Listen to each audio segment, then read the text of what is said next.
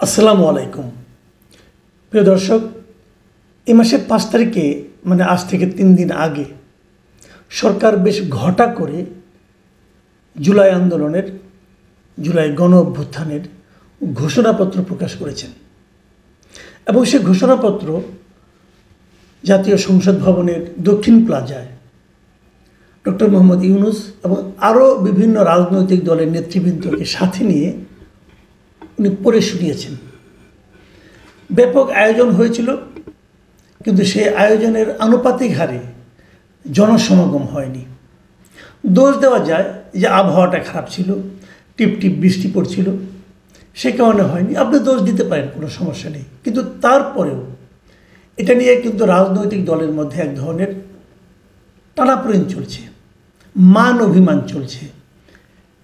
এখনই যখন এরকম মান অভিমান, তখন প্রশ্ন উঠতে পারে, এটা কি আলটিমেটলি সকলের কাছে গ্রহণযোগ্য কোনো ঘোষণাপত্র হয়েছে? যদি গ্রহণযোগ্য না হয় তাহলে এর ভবিষ্যৎ কী?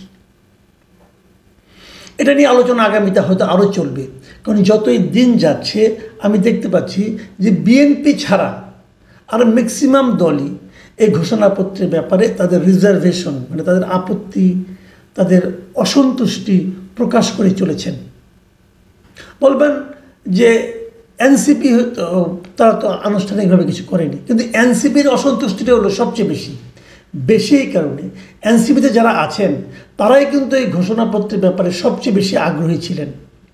কিন্তু এনসিপির সেই যে মুখগুলো, হাসনাত আবদুল্লাহ, নাসিরুদ্দিন পাটোয়ারি, তাসনিম জারা, সার্জিস আলম, এরা সবাই কিন্তু এই ঘোষণাপত্রের অনুষ্ঠানে উপস্থিত ছিলেন না এবং তারা সেদিন কক্সবাজার চলে গিয়েছিলেন। এ নিয়ে এনসিপি বিব্রত হয়েছে। এনসিপি এই 5 জনকে শোকজ করেছে, 24 ঘন্টার মধ্যে জবাব দিতে বলা হয়েছে। অলরেডি 24 ঘন্টা শেষ হয়ে গেছে। জবাব কি দিয়েছে আমরা কিছুটা জানতে পেরেছি, কারণ এর মধ্যে কিছু কিছু জবাব কিন্তু আমরা সোশ্যাল মিডিয়াতেও পেয়েছি এবং সেই জবাবগুলো খুব একটা মানে এনসিপির জন্য স্বস্তিদায়ক বলে আমার কাছে মনে হয়নি। যেমন এই ঘোষণাপত্রের জন্য সবচেয়ে বেশি ভোকাল যিনি ছিলেন তিনি হলেন হাসনাত আবদুল্লাহ। উনি এনসিপির দক্ষিণাঞ্চলের মুখ্য সংগঠক, উনি একটা গুরুত্বপূর্ণ পদে আছেন।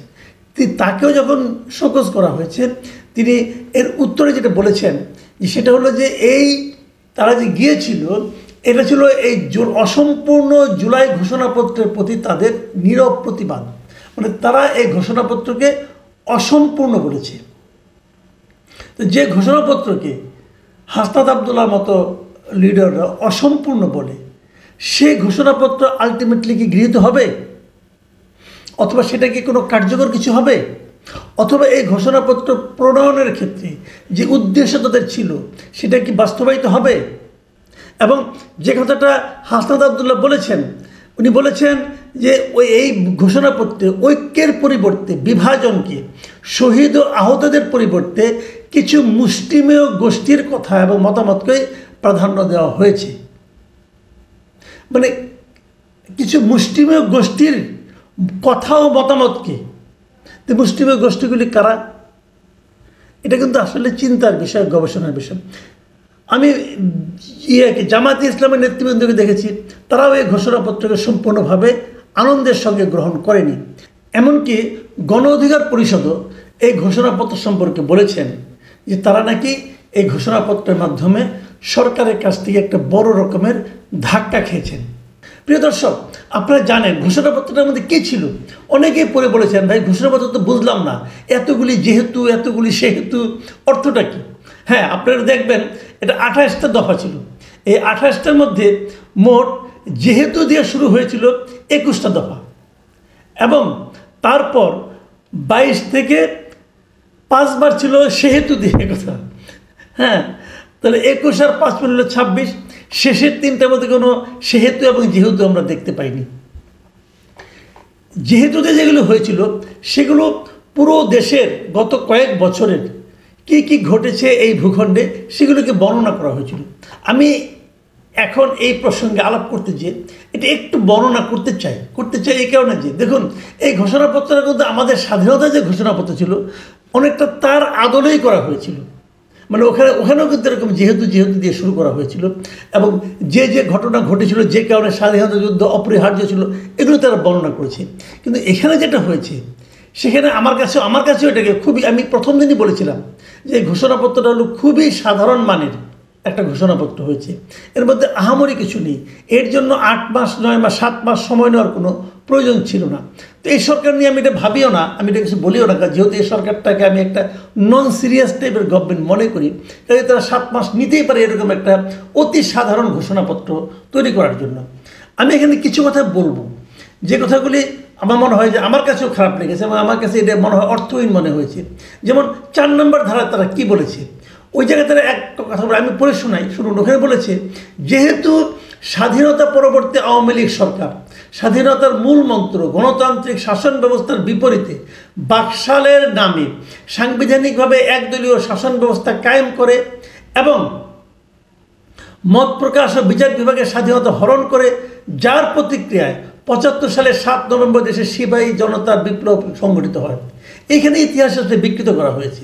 মাথায় রাখতে হবে, 7 নভেম্বর সিপাহী জনতার বিপ্লব বলতে যা বোঝানো হয়, সেটা আসলে বাকশালের কারণে হয়নি। বাকশালের কারণে 75-এর 15 আগস্টের একটা হত্যা হয়েছে, একটা ম্যাসাকার হয়েছে। এটা যদি বলতেন তাহলে মানতাম, কিন্তু ওর জন্য 7 নভেম্বর সিপাহী না, তা হয়নি। 7 নভেম্বর সিপাহী বিদ্রোহ যেটা হয়েছে, এটা একটা পাল্টা কু হয়েছিল। খালেদ মোশাররফ একটা কু করেছিলেন, তার পরিবর্তে তার বিপরীতে সিপাহী জনতার বিপ্লব হয়েছিল, যার সঙ্গে জাসদ জড়িত ছিল তৎকালীন। একদম এটি ইতিহাসে একটা বিকৃতি হতে পারে। আপনি 3 নম্বর ধারায় দেখেন, 3 নম্বর ধারায় বলা হয়েছে 72 সালের সংবিধান প্রণয়ন পদ্ধতি এর কাঠামোগত দুর্বলতা ও অপপ্রয়োগের ফলে স্বাধীনতা পরবর্তী আওয়ামী লীগ সরকার মুক্তিযুদ্ধের জন আকাঙ্ক্ষা পূরণে ব্যর্থ হয়েছিল, গণতন্ত্র ও রাষ্ট্রীয় প্রতিষ্ঠানগুলোর কার্যকারিতা ক্ষুণ্ণ করেছিল। এটা একেবারে একপেশে একটা বক্তব্য, এই বক্তব্যটা গ্রহণই করা যায় না। দেখুন, আওয়ামী লীগ সরকারের যে শাসন আমল, যে 3.5 বছর যেটা ছিল আর কি, আমি যদি 72 থেকে ধরি, সেটা জন আকাঙ্ক্ষা পূরণে ব্যর্থ হয়েছিল, ইহা সত্য। এটা আমি নিজেও ওই সময় জীবিত ছিলাম, আমিও টুকটাক বুঝতাম।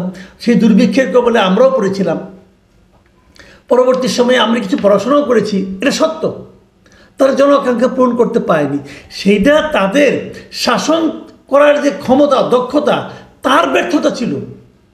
এর সঙ্গে সংবিধান প্রণয়ন পদ্ধতি এবং সংবিধানের কাঠামোগত দুর্বলতা এবং অপপ্রয়োগের সমস্যা থাকতে পারে, কিন্তু সংবিধান প্রণয়ন পদ্ধতি এবং কাঠামোগত দুর্বলতার কোনো প্রশ্নই আসে না।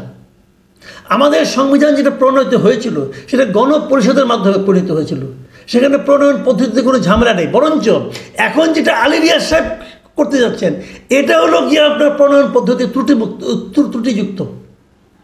এইভাবে পৃথিবীর কোথাও সংবিধান হয় না। বিদেশ থেকে একজন উড়ে এসে সংবিধান বানালো, এটা হয় না। আগামীতে এই সংবিধান এই দেশের মানুষ মেনে নিবে না, বাস্তবতাকে মানতে হবে। এখন আপনি ক্ষমতার মধ্যে আছেন, যা ইচ্ছা তা বলতেছেন, কেউ কিছু বলতেছেন না আপনাদেরকে, কিন্তু এটা সবসময় থাকবে না রে ভাই, এটা মানবে না কেউ আপনাদের এই কথাগুলো। সেই জিনিসটাই আমি বলছি, একদম মানে 3 এবং 4 কেন বলবো, তথ্যের বিকৃতি করা হয়েছে এখানে। তো এটা কীভাবে হবে রে ভাই? আমি আরেকটা অনুচ্ছেদ, যেমন ধরেন আরেকটা জায়গায় 6 নম্বরে এবং 5 নম্বর অনুচ্ছেদের কথা ধরুন আপনি। 5 নম্বর অনুচ্ছেদে বলা হয়েছে যে কীভাবে এরশাদ বিরোধী আন্দোলন হলো, সে আন্দোলনের বর্ণনা দেওয়া হয়েছে। 6 নম্বরে বলা হয়েছে 111-এর কথা। ভালো কথা, আমি দুটোই মানলাম, কিন্তু এর মাঝখানে আরেকটা বড় ঘটনা বাংলাদেশে ছিল, যার মাধ্যমে একটা সংবিধান পরিবর্তন করতে হয়েছিল। সেটা কি ছিল? সেটা ছিল তত্ত্বাবধায়ক সরকারের জন্য দাবিতে আন্দোলন। সে আন্দোলন ছিল বিএনপির বিরুদ্ধে। বিএনপি সরকার সেই দাবির প্রেক্ষিতে সে আন্দোলনকে মেনে নিতে বাধ্য হয়েছিল, এবং তত্ত্বাবধায়ক সরকার সংবিধানে ঢোকার তারা বাধ্য হয়েছিল। সেই তত্ত্বাবধায়ক সরকার পরবর্তী সময় 2014 নির্বাচনের আগে এই খায়রুল হক সাহেবের মাধ্যমে সেটাকে বাতিল করে দেওয়া হয়। এই জন্য কিন্তু বিএনপি এখন আবার তত্ত্বাবধায়কের পক্ষে আন্দোলন করে। তো তত্ত্বাবধায়ক সরকার পদ্ধতি যে আন্দোলনের মাধ্যমে সংবিধানে অন্তর্ভুক্ত হলো, সেই জিনিসটাকে তো আপনি ঘোষণাপত্র থেকে বাদ দিয়ে দিলেন, কেমন হলো? বিএনপিকে খুশি করার জন্য করেছেন? যদি করে থাকেন, ইতিহাস বিকৃত করেছেন, একদম ইতিহাস বিকৃত করেছেন। এটা ঠিক হয়নি। এই ধরনের অনেক কিছু আছে, অনেক কিছু, আমি অত ডিটেলে আমি যাচ্ছি না, অনেক কিছু আছে। কিন্তু একটা জিনিস ইন্টারেস্টিং যেটা আমার মনে হয়েছে, যে এই 28টা অধ্যায়ের মধ্যে এই কোটা প্রসঙ্গ আসছে 2 বার। 14 এবং 16 নম্বর অধ্যায়, মানে আপনার অধ্যায় দফায়। কিন্তু এই দফার একবারও 2018 সালে যে কোটা আন্দোলন হয়েছিল, যার মাধ্যমে এই কোটাটা বাতিল হয়েছিল প্রথমবার, সেটা উল্লেখই করা হয় নাই। কেন? ওটা নূর হক নূর করেছিল এই জন্য, ওদের সংগঠন করেছিল এই জন্য। এইটা হচ্ছে সম্পূর্ণভাবে একটা পক্ষপাত দুষ্ট একটা ঘোষণাপত্র। এই ঘোষণাপত্র দিয়ে কি কি অর্জন করতে চাচ্ছে এই সরকার আমি জানি না, এবং আমার কাছে মনে হয়েছে এটা একটা আনাড়ি টাইপের ঘোষণাপত্র হয়েছে। 20 নম্বর অনুচ্ছেদ বলে আমি শেষ করব। 20 নম্বর অনুচ্ছেদে বলা হয়েছে যে জাতীয় সংসদ ভেঙে দেওয়া হয়েছে আন্দোলনের পরে।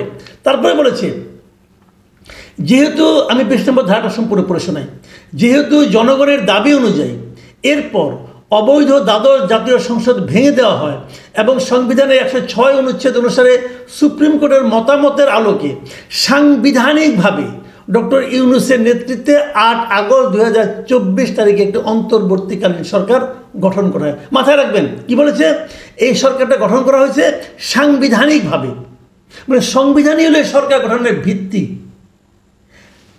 সুপ্রিম কোর্টের মতামত কীভাবে নিছে ওই বিতর্কে আমি যাচ্ছি না, কিন্তু আমি বলতে যাচ্ছি ডক্টর ইউনূসের সরকার গঠন করা হয়েছে সাংবিধানিকভাবে। যদি সাংবিধানিকভাবে গঠন করা হয়ে থাকে, এই সরকার কি সংবিধান মেনে চলছে?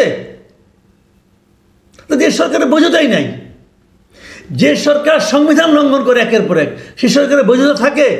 আপনি বলবেন কিভাবে বৈধতা নাই, কিভাবে তারা সংবিধান ভাঙছে। আমি একটা উদাহরণ দিয়ে বলি। আমাদের সংবিধানে আছে বঙ্গবন্ধুকে জাতির পিতা মানতে হবে। আমাদের সংবিধানে আছে আপনার পেছনে যেখানে আপনি বসবেন রাষ্ট্রীয় সরকারি কর্মকর্তারা, বঙ্গবন্ধুর ছবি থাকতে হবে। আমাদের সংবিধানে আছে বঙ্গবন্ধুর সম্পর্কে কোনো অবমাননাকর কাজ অথবা কথা বলা যাবে না। এটা সংবিধানের পার্ট, মানেন আপনারা? যেভাবে বঙ্গবন্ধুর বিভিন্ন মূর্তি ভাঙা হয়েছে, ভাস্কর্য ভাঙা হয়েছে, ছবি ভাঙা হয়েছে, ছবিকে অপমান করা হয়েছে, প্রত্যেকটা উপদেষ্টা তার পেছন থেকে বঙ্গবন্ধুর ছবি ছড়িয়েছেন, এটা কি সংবিধান সম্মত কাজ? করেন নাই তো। তাহলে সাংবিধানিকভাবে গঠিত সরকার যখন সংবিধানকে ক্রমাগত লঙ্ঘন করে, সেটাকে আপনি কী বলবেন? কিন্তু অবৈধ সরকার। প্রিয় দর্শক, এভাবে বিতর্ক তুললে আরও অনেক কিছু বলা যায়।